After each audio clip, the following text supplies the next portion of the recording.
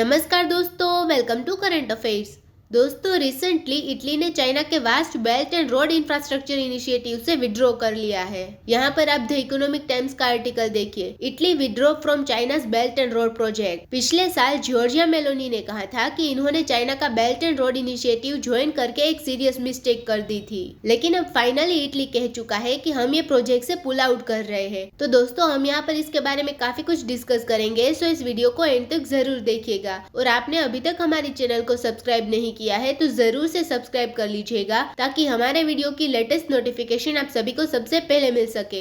Italy एक तरफ China के साथ रिलेशंस कम कर रहा है और इसी टाइम इंडिया के साथ स्ट्रॉन्ग रिलेशंस बिल्ड कर रहा है। इंडिया और इटली आज के टाइम स्ट्रेटेजिक पार्टनरशिप बना चुके हैं और डिफेंस कोऑपरेशन पर एक MOU भी साइन कर लिया है। अब इटली ये जो कुछ कर रहा है ये इतना इम्पोर्टेंट क्यों है? तो इटली की इकोनॉमिक पावर देखते हैं नॉमिनल GDP के अनुसार। तो इटली $2 ट्रिलियन से भी ऊपर की इकोनॉमी है। उनकी ओवरऑल GDP ग्रोथ रेट इतनी हाई नहीं है। इनकी पॉपुलेशन 5 करोड़ के आसपास है। इसकी फर्टिलिटी रेट 1.24% है, मतलब इनकी पॉपुलेशन क्रैश कर रही है। इनकी GDP ग्रोथ रेट इतनी हाई नहीं है कि कल को ये $3 ट्रिलियन आसपास पहुंच पाएंगे, लेकिन फिर भी Canada, Russia, South Korea, Australia इन सब कंट्रीज से ज्यादा बड़ी इकोनॉमी है। डिफेंस एक्सपोर्ट करते हैं उनकी लिस्ट देखें तो उसमें भी इटली आपको दिखेगा। यहाँ पर देखिए, ये चार्ट में जो डिफेंस एक्सपोर्ट करते हैं उन कंट्रीज की लिस्ट। US नंबर 1 पर है 40% के साथ, फिर रशिया, फ्रांस, चाइना, जर्मनी, उसके बाद नंबर 6 पर है इटली 3.8% डिफेंस एक्सपोर्ट करता है।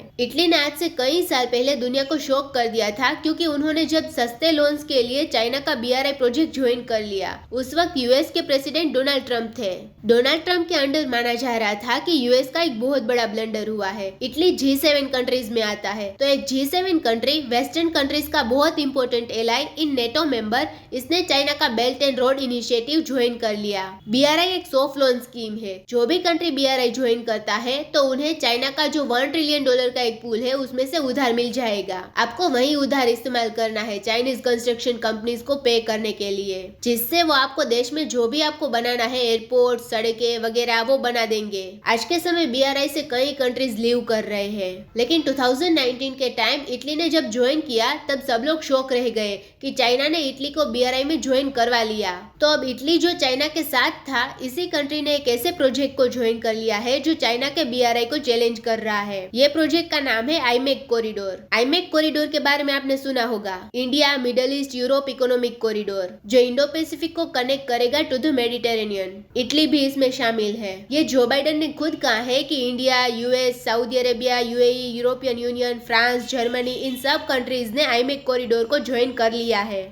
यहाँ पर इंडिया ने इटली को इंश्योरेंस दी है कि यूरोप में जो इंडिया ट्रेड करेगा उसका गेटवे रहने वाला है इटली।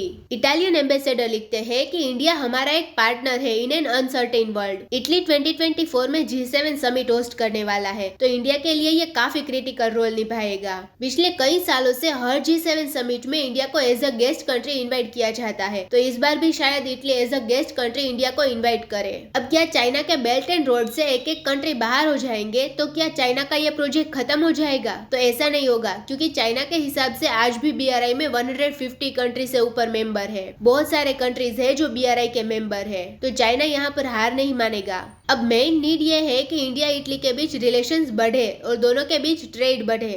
तो दोस्तों, इसी नोट के साथ वीडियो करते हैं खत्म। उम्मीद है यहाँ पे आपको काफी कुछ जानने को मिला होगा। Thank you for listening.